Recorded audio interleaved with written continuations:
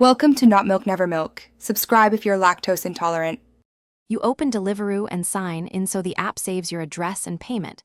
Once done, set the precise delivery address including buzzer or floor to avoid delays. Now search for the merchant or type the exact product name, like Fixed Chocolate, and apply filters for delivery time or rating to narrow results. Make sure to check whether the vendor is open and delivering to your location, because availability can change by hour and by courier coverage. You pick the exact variant, size, flavor, or pack count, and then customize options. Once chosen, add extras like utensils or specific heating instructions so the kitchen knows what to prepare. Make sure to include allergen notes if needed, because it reduces mistakes and keeps you safe.